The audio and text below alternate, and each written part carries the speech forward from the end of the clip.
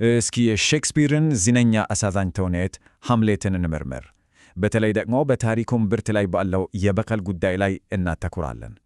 ተውኔቱ የሚጀምረው በእነዚህ ቃላት ነው። እዚያ ያለው ማን ነው? ገና ከመጀመሪያው በዴንማርክ ቀዝቃዛና ጨለማ ሌሊት ውስጥ አንድ አይነት እርግጠኛ ያለመሆንና የፍርሃት ድባብ ይፈጥራሉ።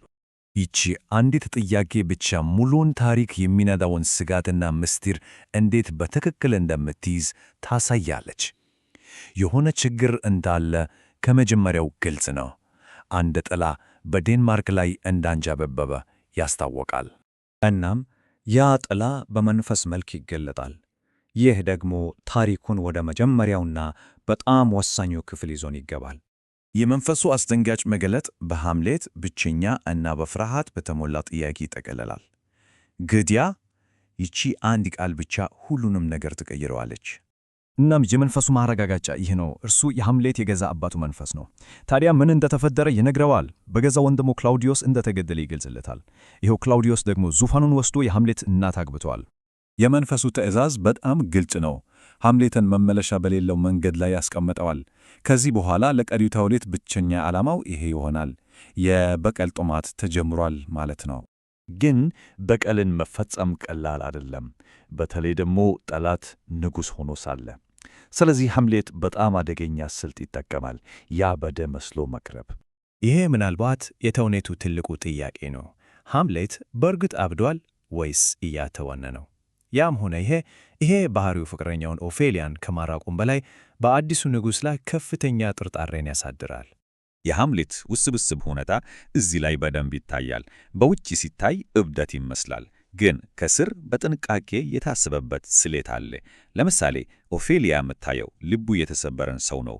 ፖሎኒየስ ግን በብልጠት የተሸፈነ ዓላማ እንዳለ ይጠረጠራል።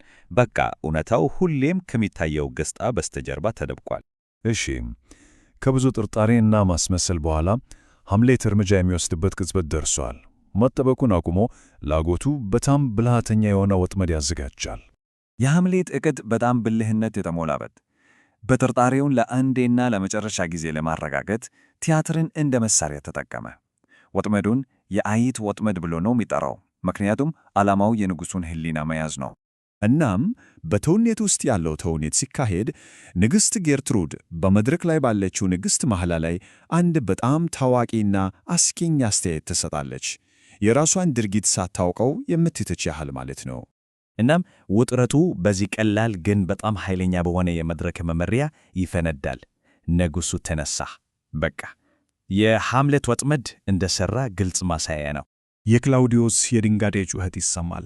ይሄ ሃምሌት ሲፈልገው የነበረው የማይካድ የጥፋተኝነት ማረጋገጫ ነው። ከዚህ ነጥብ በኋላ መመለስ በፍጹም የለም። የክላውዲዮስ ጥፋተኝነት ከተረጋገጠ በኋላ ነገሮች በፍጥነት ከቁጥጥር ውጭ መውጣት ይጀምራሉ። የበቀል ፍለጋው ሁሉንም ሰው ወደ ገዳይ አዙሪት ውስጥ መክተት ይጀምራል። ይሄ በጣም ወሳኝ ስህተት ነው። ይህ ድርጊት ሃምሌትን ከፍትሕ ፈላጊነት ወደ ገዳይነት የቀየረው ሲሆን አዲስ እና በጣም አስከፊ የሆነ የበቀል ዑደት ያስነሳል። የሃምሌት ድርጊት ያስከተለው ሰቆቃ በኦፌሊያ ላይ በደንብ ይታያል። በሚገርም ሁኔታ በምትወደው ሰው እጅ በአባቷ ሞት ምክንያት አእምሯን ትስታለች። አሁን የምትናገረው በእንቆቅልሽና በሚያሳዝኑ ዘፈኖች ብቻ ነው። በእብደቷ ውስጥ ኦፌሊያ አበቦችን ስታድል እያንዳንዱ አበባ አሳዛኝና ምሳሌያዊ ትርጉም አለው። ብዙም ሳይቆይ ደግሞ ስትማ ትገኛለች። እናም ወሳኙነት በዚህ ላይ ነው። አሁን በዴንማርክ አባቶቻቸውን ለመበቀል የማሉ ሁለት ሰዎች አሉ። ላየርቴስ ልክ እንደ ሃምሌት የበቀል ጥማት ያቃጥለዋል። ይህ ለመጨረሻው ገዳይ ፍልሚያ መድረኩን ያዘጋጃል። አሁን ሁሉም የበቀል ሥራዎች ወደሚጋጁበት ወደ ተውኔቱ አሳዛኝ መደምደሚያ ያደርሰናል። ይህ ከሃዲ ዕቅድ ሃምሌት ከመጨረሻው ድርጊት በሕይወት መትረፍ እንደማይችል ያረጋግጣል። እያንዳንዱ መንገድ ወደ ሞት ነው የሚያመራው። የትግሉ መደምደሚያ በጣም ፈጣንና አስከፊ ነው። ንግሥቲቱ ለልጇ የተዘጋጀውን መርዝ በአጋጣሚ ትጠጣለች። ላየርቴስ በገዛ መርዝ ይወድቃል። ሃምሌት ከሞቱ በፊት በቀሉን ይፈጽምና ክላውዲዮስን ይገድለዋል። መላው የንጉሣዊ ቤተሰብ ክላውዲዮስ በራሱ ባዘጋጀው ወጥመድ ይጠፋል። የሆራሽዮ ቃላት ለዚህ አሳዛኝ ታሪክ ፍጹም የመታሰቢያ ጽሑፍ ናቸው።